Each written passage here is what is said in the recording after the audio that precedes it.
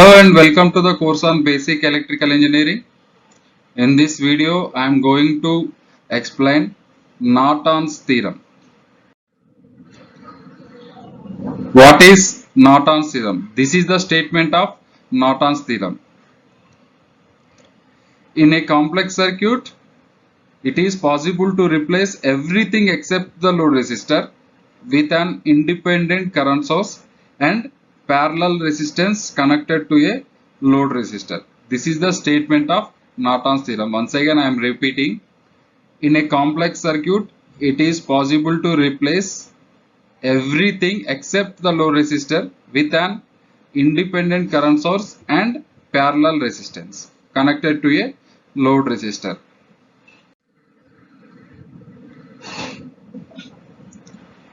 See, this complex network is connected to a load. Now we are going to determine current through this load resistor.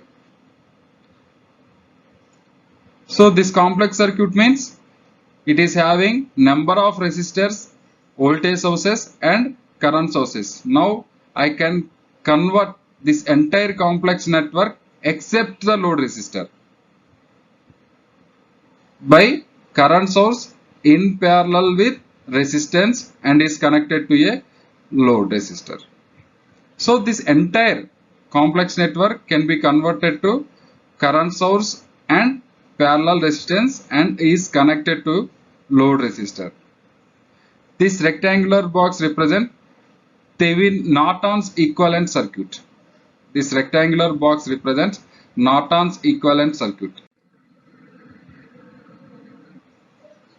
Now, these are the steps we have to follow on Norton's theorem. The main steps are determining ISC and Norton's resistance. ISC means here short circuit current and RN means Norton's resistance. What is the step 1? Given any linear circuit, rearrange it in the form of two networks A and B. Here B network is nothing but load, where we are going to determine current in load or voltage across load. Now what is the second step? Determining short circuit current. What do you mean by short circuit current? Disconnect network B and short the terminals of network A. Now define ISC as the current now flowing through the shorted terminals of network A. So in step 2, we are disconnecting network B and we have to short the terminals of network A. So in that short path, mention ISC as the current flowing through the short path. So we have to determine ISC in that short path. Step 3. In step 3, we are going to determine Norton's resistance. How to calculate Norton's resistance? Turn off every independent source in network A. Turn off every independent source in network A means, let us suppose if it is independent voltage source. Turn off independent voltage source means we have to short circuit the voltage source. Let us suppose if it is a independent current source. If it is independent current source, then you have to open circuit the current source. That is the meaning of turn off every independent source in network A and look into the terminals where network B was connected to determine the effective resistance of network A. So turn off every independent source in network A and look into the terminals of network A where network B was disconnected and find the effective resistance of network A by looking into the terminals of network A. This effective resistance is the Norton's resistance. What is the step 4? Connect an independent current source with value ISC. So this ISC is determined in step 2. Connect an independent current source with value ISC in parallel with Norton's resistance. This Norton resistance is determined in step 3. Okay, now this independent current source and Norton's resistance is new network A. Now what is the fifth step? Connect network B. So network B means here load to the terminals of the new network A. Terminals of the new network A. Here new network is nothing but Norton's equivalent circuit. This Norton equivalent circuit is nothing but current source in parallel with Norton's resistance.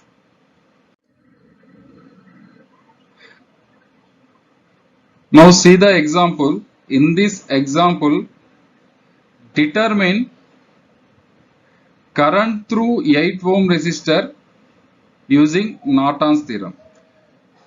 Current in 8 ohm resistor means you have to determine this value. Current in 8 ohm resistor using Norton's resistance. Using Norton's theorem. So this 8 ohm resistor is load now. Now what is the first step? You have to convert the given circuit into two networks, that is network A and network B. Network B is load. Now you have to convert network A into current source and parallel resistance. This entire network A is converted into current source and a parallel resistance. This is nothing but means this rectangular box represents Norton's equivalent. Here network B is what? Load. Now what is the step 2? Determining ISC, short circuit current. So how to determine this ISC? What we are doing here in this step? We are disconnecting network B. We are disconnected the network B and the terminals of network A are shorted here. We are disconnected the network B and shorted the terminals of network A, and we defined ISC as the current flowing in that short path. So we need to determine this ISC value in this short path, that is shorted terminals of network A. So in order to determine ISC, I need to determine what is the current coming from 40 volt source. If I know the current coming from 40 volt source, let I be the current coming from 40 volt source, then I can easily calculate ISC by using current division. So how to determine this IE? That is by Ohm's law.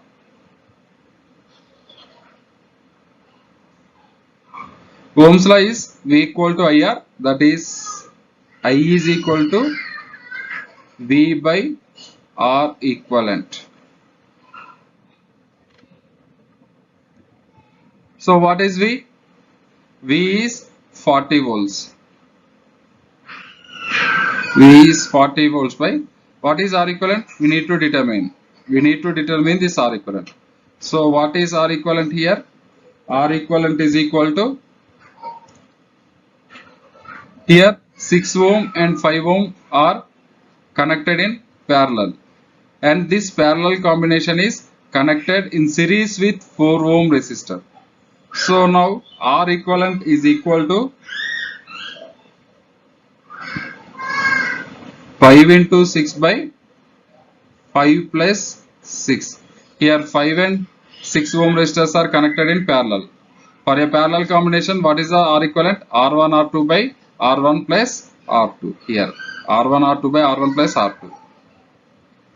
Now this parallel combination is in series with 4 ohm resistor. So we have to add the 4 ohm resistance value.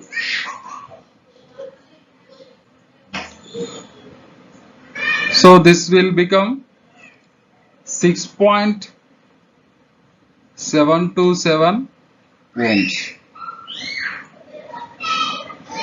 So now I is equal to 40 by what is R equivalent? 6.727. It gives 5.5 94 amps. See, now I know the current value which is coming out from the source. Then I can easily calculate ISC by using current division. So what is the current division? ISC is equal to, what is the total current? I. Total current into opposite resistance. Opposite resistance is 6 divided by 6 plus 5, which is equal to, what is the current here? 5.94. 5.94 into 6 by 11. So if you calculate, it is equal to 3.24 amps. So ISC is 3.24 amps. Okay, this is the step 2. You have to determine ISC value. Now this is the step 3. In step 3, we have to calculate Norton's resistance. What is the procedure for finding Norton's resistance? Disconnect network B. Disconnect network B and turn off every independent voltage source. See here, the voltage source is short circuited. Turn off voltage source means here voltage source is short circuited. Here voltage source is short circuited. So now find out Rn.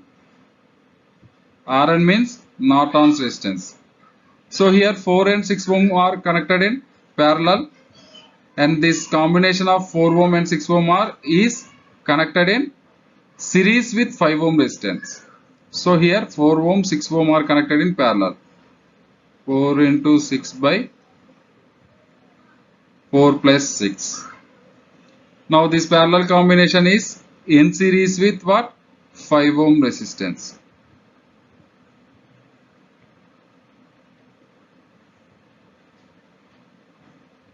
So which will give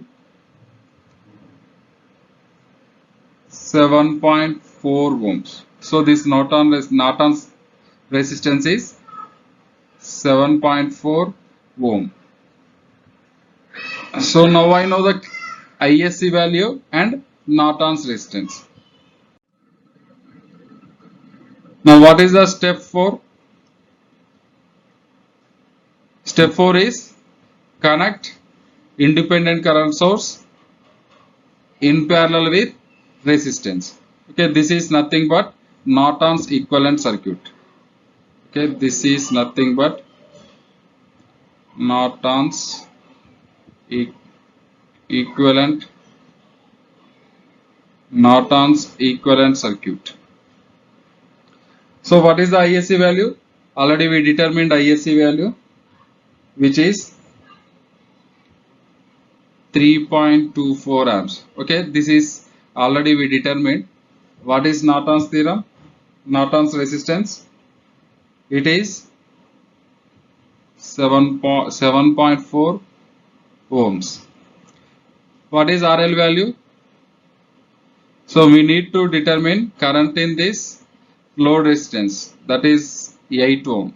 So it is already given in problem, it is 8 ohms.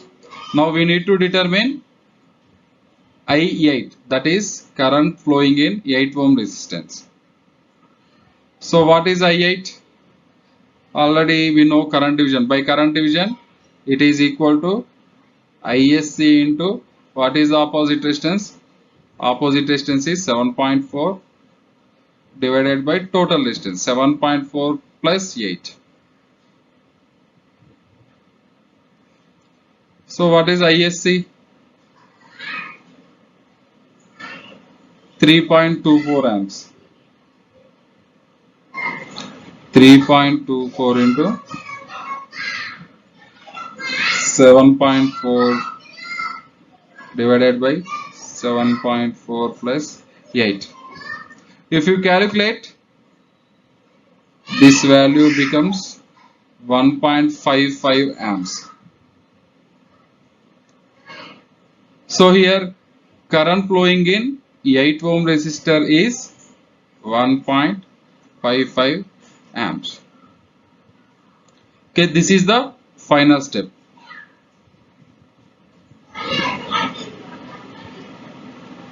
Thank you.